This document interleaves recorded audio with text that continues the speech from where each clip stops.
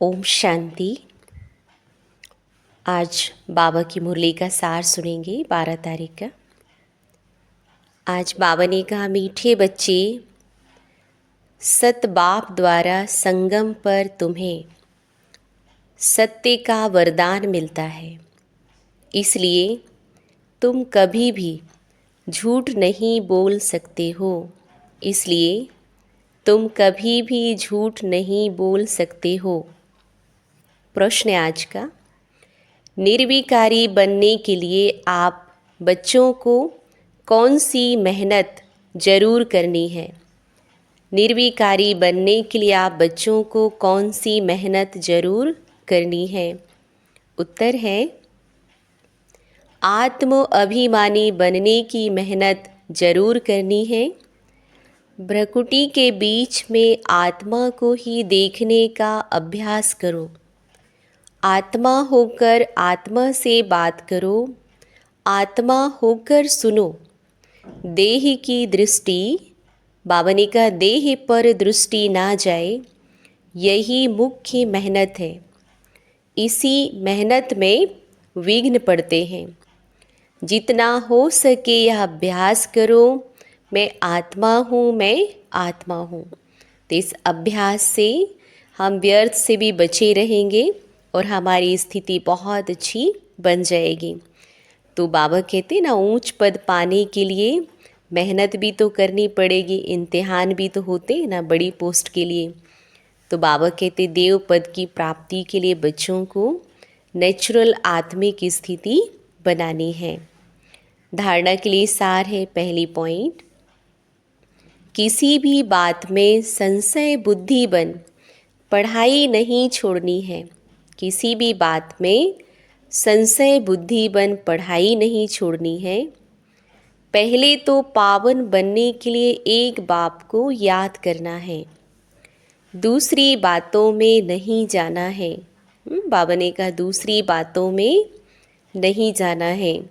तो बाबा बच्चों को पढ़ाई करने के लिए क्यों कहता है? क्योंकि ये आत्मा का भोजन है, मन का भोजन है। तो जब मन का भोजन अच्छा होगा तो मन वैसे भी पावरफुल बन जाएगा। सेकंड पॉइंट है, शरीर पर नज़र जाने से विघ्न आते हैं, इसलिए भ्रकुटी में देखना है। आत्मा समझ आत्मा से बात करनी है। आत्म अभिमानी बनना है, निडर बनकर सेवा करनी है। बाबा ने क्या कहा? शरीर पर नज़र जाने से विघ्न आते हैं, क्योंकि माइंड भी तो रिकॉर्ड करता है ना हर चीज़ों को। जो भी हम देखते हैं तो सारी रिकॉर्डिंग्स हो जाती, फिर चिंतन चलता रहता है। और हर एक की प्रेजेंट एनर्जी, पास्ट एनर्जी अलग अलग होती है, तो वह एनर्जी भी हमारे माइंड के साथ कनेक्ट हो जाती है और फिर हमारी मन की स्थिति भी डाउन होने लग जाती है। इसलिए बाबा हम बच्चों को आत्मिक स्थिति बनाने की, प्रैक्टिस करने की हम बच्चों को शिक्षा देता है। वरदान है आज का, सदा बाप के अविनाशी और निस्वार्थ प्रेम में लवलीन रहने वाले माया प्रूप भव। सदा बाप के अविनाशी और निस्वार्थ प्रेम में लवलीन रहने वाले माया प्रूफ भव। सदा बाप के अविनाशी और निस्वार्थ प्रेम में लवलीन रहने वाले माया प्रूफ भव।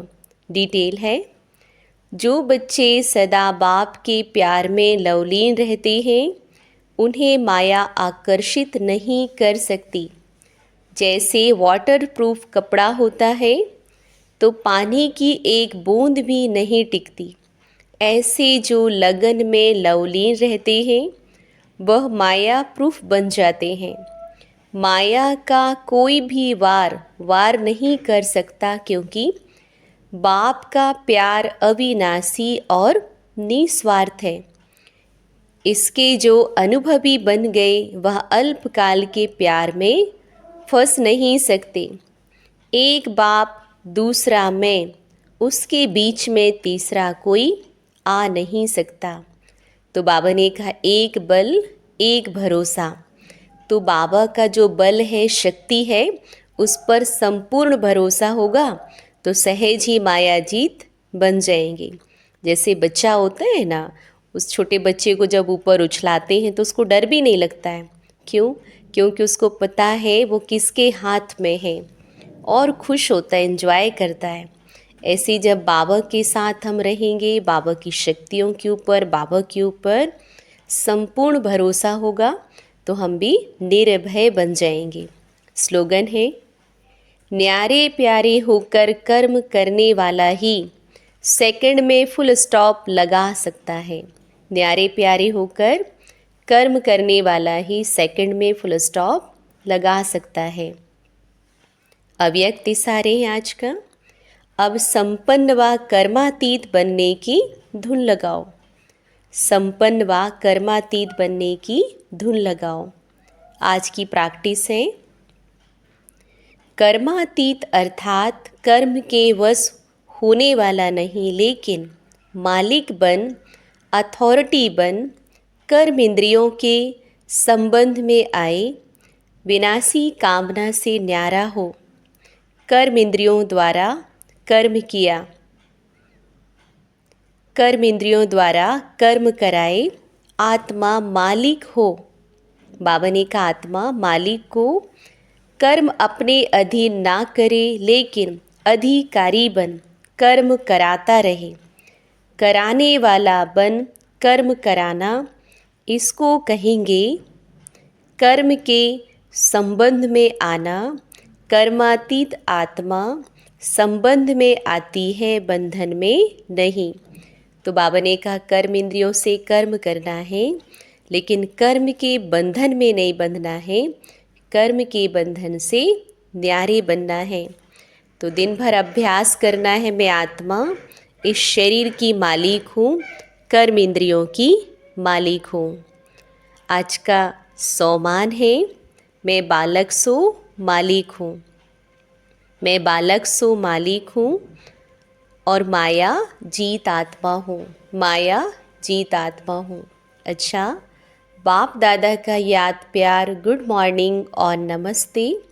हम बच्चों का भी बाप दादा को याद प्यार, गुड मॉर्निंग और नमस्ते।